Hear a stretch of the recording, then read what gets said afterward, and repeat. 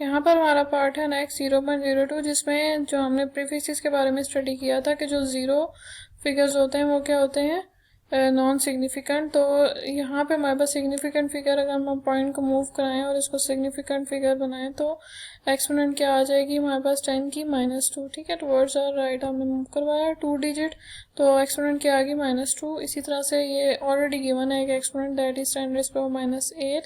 इन दोनों को जब हम सॉल्व करेंगे, basis are same, powers get add up, तो ये आ जाएगा 10 एक्सपोनेंट -10। तो 2 into 10 exponent -10 is are significant figures value. ठीक है, स्टैंडर्ड फॉर्म है ये, इसको हमने मोस्ट अप्रोप्रिएट वैल्यू या स्टैंडर्ड फॉर्म में इसको कन्वर्ट कर दिया। तो ये थी कुछ वैल्यूज, इनको हमने स्टैंडर्ड फॉर्म में कन्वर्ट किया। ठीक है, सिग्निफिकेंट फिगर्स के रेफरेंस से। नेक्स्ट क्वेश्चन है, right the following quantities in the standard form. तो ये कुछ और वैल्यूज हैं, इनको हमने स्टैंडर्ड फॉर्म में कन्वर्ट करना है। सो और next first question is 64,000 kilometre. ठीक है, 64,000 किलोमीटर को अगर हम स्टैंडर्ड फॉर्म में कन्वर्ट करें तो फर्स्ट ऑफ ऑल हम देखेंगे कि इसमें हम कौन सा प्रीफिक्स यूज़ कर सकते हैं। तो हम इसको क्या करना है, इसमें 64,000 है हमारे पास। ठीक है, अगर हम इसको नोट करें, इसको अगर हम डिवाइड कर लेते हैं by 1000 and multiplied by 1000, we will get 10 exponent 3 kilometre. एक तो इसका मेथड ये है, और अदर मेथड इसका ये है कि अगर आप यहाँ पे हमारे पास कौन सी वैल्यू यूज़ हो रही है, 3 0 डिजिट्स हैं, दैट इज़ 1000। ठीक है, अगर हम 64 को मल्टीप्लाई बाय 1000 करके लिखें, ठीक है, 64 मल्टीप्लाई बाय 1000 किलोमीटर। ठीक है, अगर हम ऐसे इसको लिखते हैं तो जो 1000 है वो किसके इक्वल आ जाएगा हमारे पास, 10 एक्सपोनेंट 3 के। ठीक है, तो इससे भी हमारे पास क्या आ जाती है वैल्यू, 10⁻³ किलोमीटर की। ठीक है, तो 64 इंटू 10⁻³ किलोमीटर जो है ये इसकी वैल्यू बन सकती है। उसके बाद हम इसको फर्दर भी डिफरेंट तरीक़ों से सॉल्व कर सकते हैं। नेक्स्ट क्वेश्चन है 38,000 किलोमीटर। ठीक है, इसको अगर हम यहाँ पे हम इसको मल्टीप्लाई करेंगे, दैट इज़ थ्रू, यहाँ पे हम इसको स्टैंडर्ड फॉर्म में कन्वर्ट करने के लिए इसको मल्टीप्लाई और डिवाइड करेंगे 10 एक्सपोनेंट 5 से। ठीक है, तो as a result we will get 3.8 exponent 5 kilometres. Next is 3 and them zeros like 8 zeros metre per second. ठीक है, इसको हम किससे करेंगे, मल्टीप्लाई डिवाइड करेंगे विद 10 एक्सपोनेंट 8। ठीक है, हमारे पास कितने जीरोस हैं, 8 डिजिट, तो ये हमारे पास कुछ ये चीज़ बन जाती है। ठीक है, 3 इंटू 10⁸ किलोमीटर। ठीक है, किलोमीटर कहाँ से आया, हमने इस जब एक्सपोनेंट चुनसियाँ प्रीफिक्सेस का यूज़ किया। ठीक है, यहाँ पे किसका यूज़ किया, प्रीफिक्सेस का। Next is second in a day.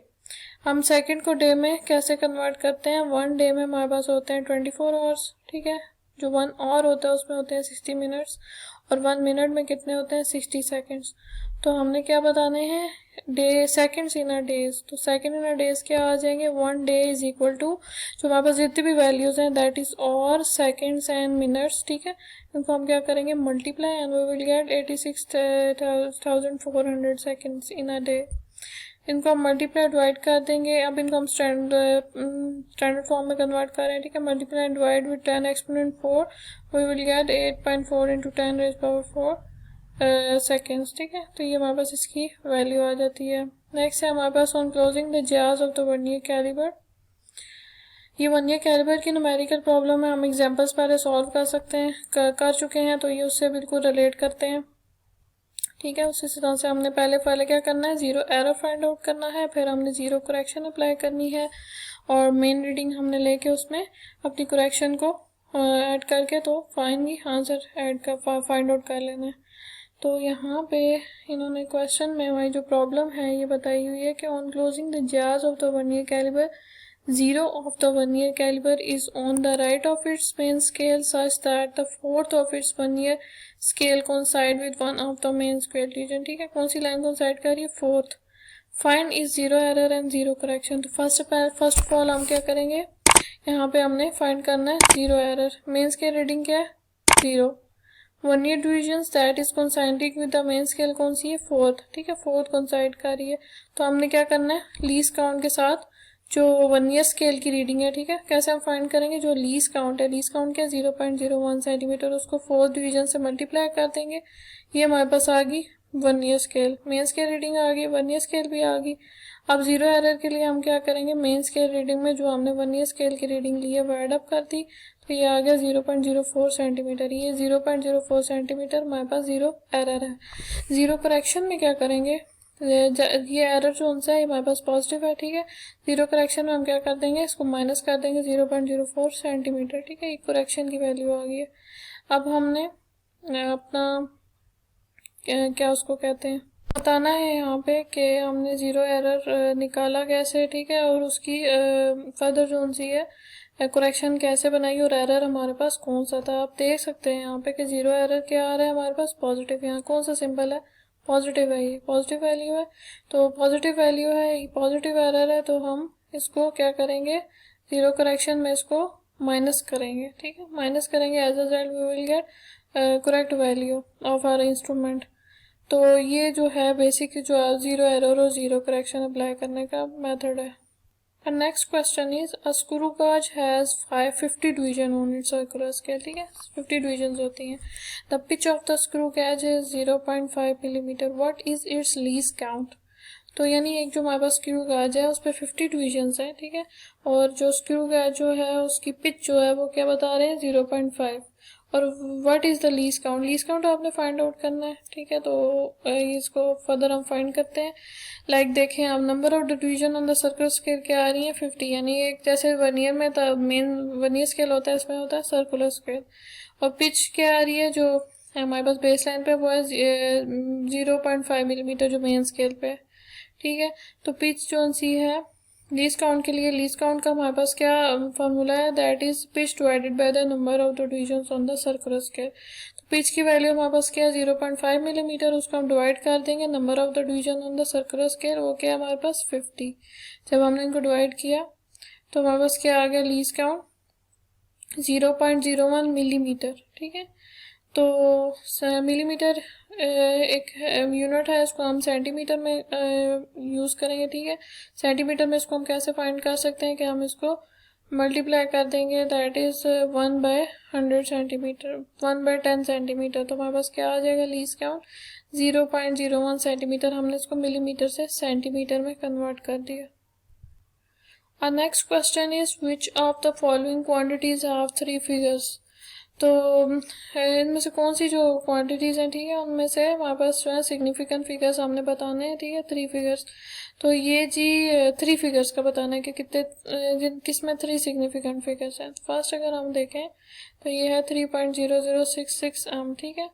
तो इसमें हमारे पास जो ज़ीरोज़ हैं, ठीक है, ये वाले ज़ीरोज़, ठीक है, तो ये ज़ीरोज़ क्या आ रहे हैं, जो दूसरी सिग्निफिकेंट फिगर्स वैल्यूज़ हैं उनके सेंटर में आ रहे हैं, तो ये भी क्या है सिग्निफिकेंट है। इस तरह से देखा जाए तो इसमें हमारे पास 1 2 3 4 5, ठीक है, तो 5 सिग्निफिकेंट फिगर्स हैं इस वैल्यू में, तो ये 3 नहीं है, तो ये ऑप्शन नहीं है हमारी।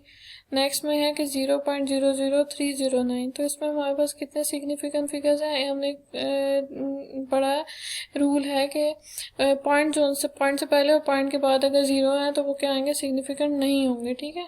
एक ये चीज़ थी।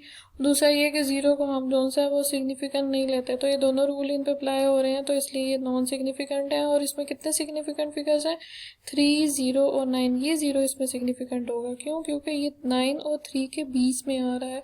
9 और 3 के सिग्निफिकेंट फिगर्स हैं, इस तरह से हमारे पास इस वैल्यू में 3 0 9 यानी कि 3 सिग्निफिकेंट फिगर्स हैं।